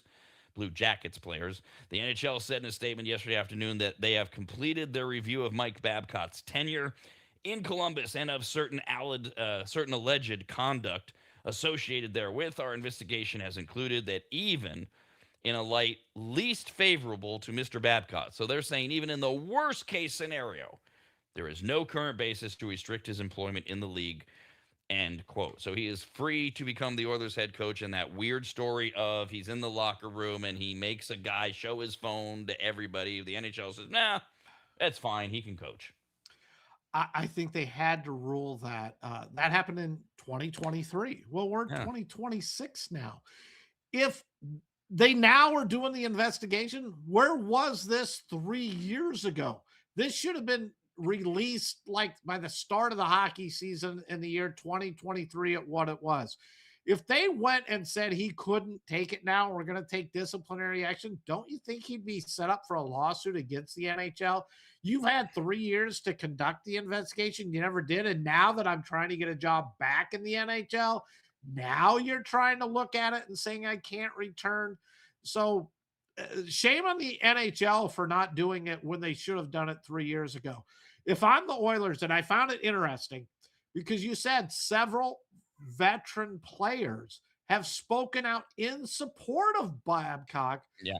One is Connor McDavid, one of them. That's the first part is he's one of them who's in support. And then, well, okay, maybe we go this way because you got to make Connor McDavid. You can't lose him. You just can't lose him under any circumstances. But it surprised me that several veteran players are speaking up in support with the various things that we've heard. If I'm the Oilers, because the Vegas Golden Knights have gone out and hired, they've announced it. They've hired the coach from the Henderson Silver Knights as their new head coach for the Vegas Golden Knights. I'm now reaching out saying, look, season's over. You have your head coach. I'm sure you offered him a multi-year contract. Do we have permission? I would not ease up on that and say, look, they told me no 3 weeks ago. I would go back now that they've hired a coach and say, hey, look, you've hired him. Are we able to hire him? And I'll tell you this, if they told me no, I'd be back in the commissioner's ears saying, this is really messed up. I know this is the case, but sometimes as a commissioner, don't you have to step up and say, we don't want to keep people from their abilities to get jobs. We don't want teams, even though they're under contract, but once you get fired, shouldn't your clause say that you're able to negotiate and go to another team? It's kind of those non-compete things. I get it, Rob. You work for a company and you walk away and you go to their rivals and you bring all the inside information and client lists or something. I understand that, but I do not in the real world understand how anyone should be allowed to enforce a non-compete clause when you fired me, you terminated me. How can you then keep me from working when you are the ones who put it forward for me not to have a job? By the way, the politics side of that, the answer to that question is in a right to work state. You know, the old joke is, and Nevada is one, you have no rights to work. In states like California, non-compete clauses, they don't hold up. They don't have an ounce of anything in them. But to the bigger sports point, if the Oilers were to do that and the Knights still said no, the other issue not only is, you're absolutely right, you charge into the commissioner's office. These sports leagues, you and I've been doing this long enough, very small world. Very small. Everybody knows everybody. And at some point, whoever's making this call, delivering this news for the Knights is going to be talking to somebody who's on the other end of the phone with Edmonton. And the Edmonton guy in 5 years is going to be like, hey, you remember that time you jacked me up over the Knights thing? No, I'm not going to help you do this because it would get ridiculous. And will Edmonton learn the Rams lesson? Don't stop calling. Don't stop offering. We can get Miles Garrett. Keep going. Keep going. Because maybe that would be the right move for everybody involved. I agree. So I'm hoping, and I liked Cassidy. I really did. I'm hoping that I'd love to see him coach the Oilers. Doesn't mean I'm going to root for the Oilers now, but he deserves the opportunity to have a coaching job. And Vegas has hired him, hired on a new head coach with a multi-year contract. Cassidy's never coming back. And there's, as you said, 31 other teams. I would tuck that away and, oh, you want this? Remember when you screwed over this guy? Well, maybe we're not going to do it. And I don't think any GM wants the bad stuff that comes from pissing off 31 other teams. Rob and Steve continue next, only on the radnetwork.com.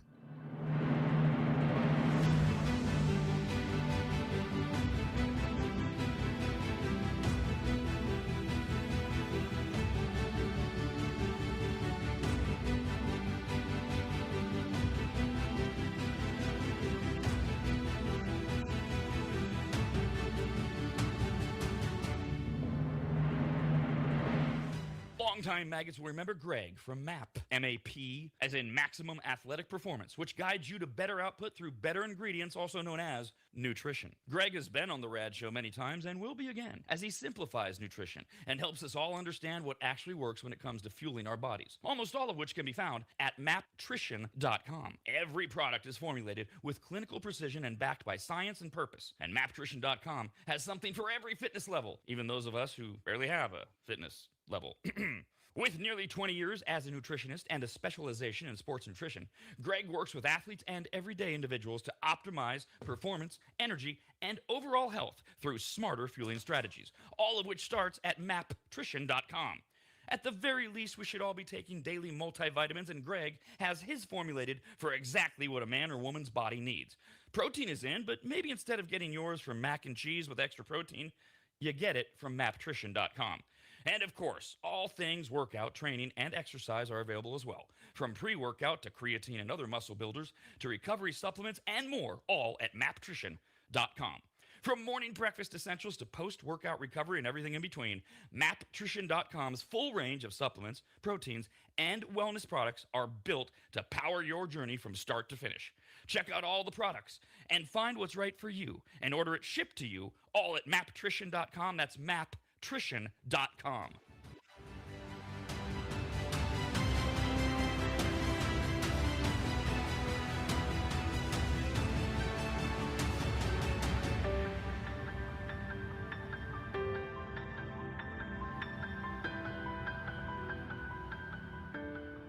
If you've never heard of microseal, let me tell you what it isn't. It is not a really small marine mammal.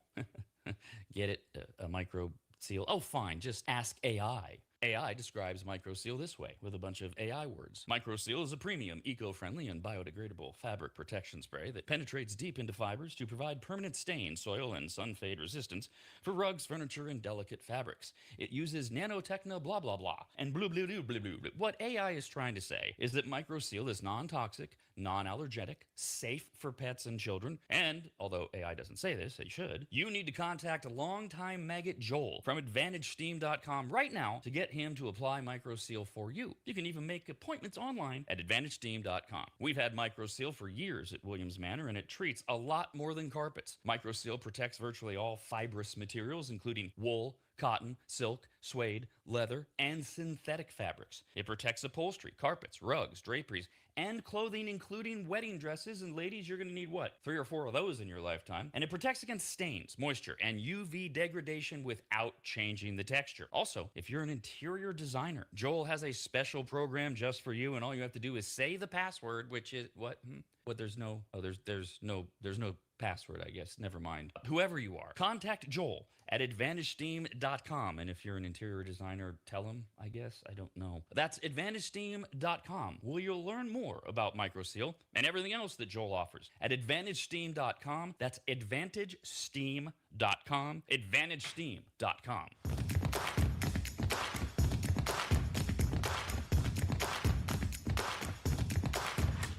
The Rob and Steve Show on the Rad Network. Let's get back to it. Email Rob and Steve, RAS, at theradnetwork.com. Back we go to baseball. We went through a lot of what happened yesterday and what's coming up this weekend, but there's more. Yankees second baseman Jazz Chisholm Jr. exited yesterday's 5-1 loss to the White Sox in the fourth inning after a foul ball ricocheted off the ground right into the groin area. He immediately dropped to the ground, as one does, in agony before Aaron Boone and a trainer checked on him. He stayed on the ground for a few minutes, stood up, and then limped off the field. The Yankees do not have an update on his status as of this morning. Of course, they're dealing with Aaron Judge and Stanton and Grisham all on the IL with no clear timetable to return. It's not like Chisholm was lights out, but hey, it was a body. 228, 10 homers, 720 OPS in 70 games this season. The Yankees, we keep talking about, hey, the recons are coming. You got Rodon, you got your pitching staff, you got Cole back, and then they keep losing Judge and now Chisholm. And is there any reason for concern with the Yankees, Steve? Or no, it's fine, they'll weather it. No concern for the Yankees. They've just been fortunate that their pitching, their hitters were fairly good during the time their pitching was out, and now their hitters are coming back. Well, their hitters went down, now their pitching's coming back. Jazz Chisholm, though, going into the year, he's contract year. He said he was going to go 50-50, 50 homers, 50 stolen bases. I think he's coming up a little short there. Yankees are in first place by 3 games over the Tampa Bay Rays. They've won 8 of their last 10. They have a first versus last weekend. The Reds are in last place in the National League Central. They're only 3 games below 500, 10.5 out of first. They've done 6 of their last 10. And the Yankees will host the Cincinnati Reds, and your buddy Cam Schlittler goes for the Yankees tonight against Rhett Lauder. Yeah, I think it was a month ago that we were talking on Cam Schlittler, and I think he was like 20-1, 30-1 to win the Cy Young in the American League. He is now the favorite, by the way. So if you grabbed a ticket back then, great. If not, now I don't think you can go after him. He's just having such an outstanding season. He's 7-3. His ERA is under 2. His WHIP is under 1. Although he is 0-1 in his last 3 outings. He had that outing, I want to say 2 starts ago, that was not the best. But he is dominating. He's got electric stuff. And they're facing the Reds. The Reds are struggling. That's one of the team's high hopes going into the season because I love Terry Francona, but they just haven't done anything. They struggle to hit. JJ Bleday, you might know that name from his A's days. He's having a really good season for the Reds. He's been one of the few bright spots, but now even with Ellie De La Cruz, who's been out now for a bit, they just don't have enough offense. They're not getting it done. And their pitching just is not fully healthy either. Tonight, Rhett Lauder, good young arm. Let him learn at the major league level. I think that's good. He's 3-3 on the season.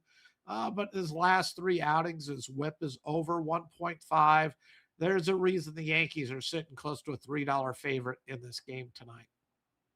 So you got the Yankees 3 games up on Tampa Bay in the American League East, and we were talking about various teams, where they are as they line up with various wild cards and such. The Phillies are in the National League East 7 games back of the Atlanta Braves. But if you look at the National League wild card, they are in right now.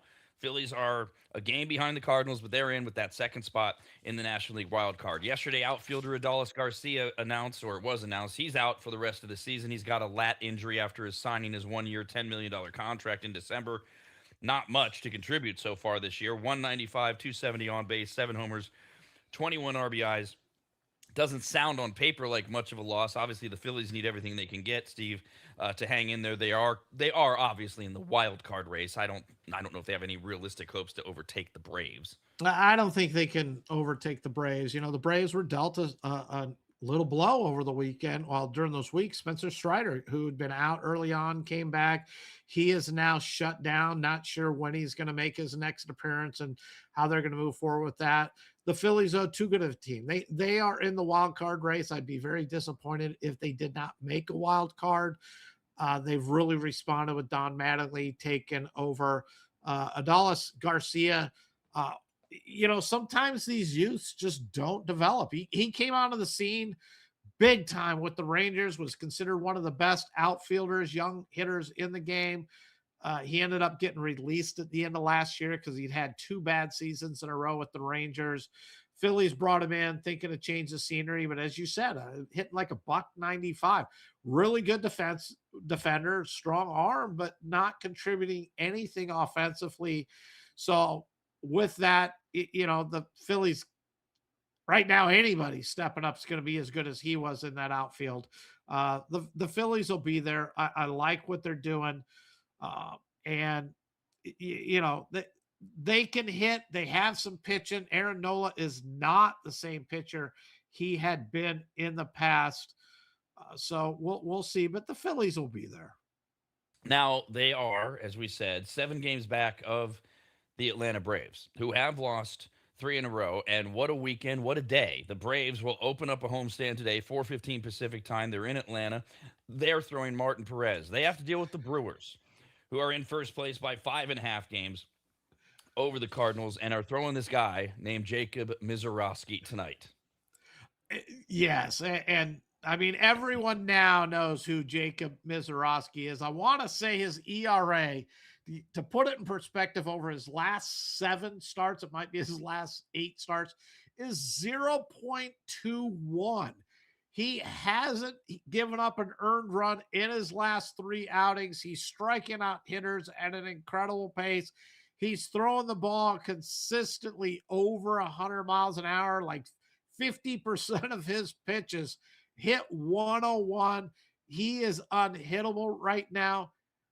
Just like everyone, he's going to have a game or two that he's just not going to have his stuff, and let's see what he does there. But the Braves, great offensive lineup. I want to see what the Braves can do with him, if they'll be intimidated like these other teams have done. And the Braves throw Martin Perez. This is the guy who just keeps coming back like a bad penny. They release him, they re-sign him, he comes back. He's at 5-3, ERA a little over 3. His whip's 1.14 on the season. He's 3-0 in his last 3 starts. He couldn't break glass with his fastball, but he knows how to pitch. He knows how to keep his team in it, give them some quality innings. And I'm curious to see, because on paper, the Brewers should win this game. This is a lopsided pitching matchup, but you never know going into Atlanta. And Atlanta's got to do something. They just watched the Giants sweep them in Atlanta. Milwaukee, a much better team, but their bats need to step up and score some runs here. And it's a great test for Mizorowski. Let's see what he does against one of the better lineups in all of baseball.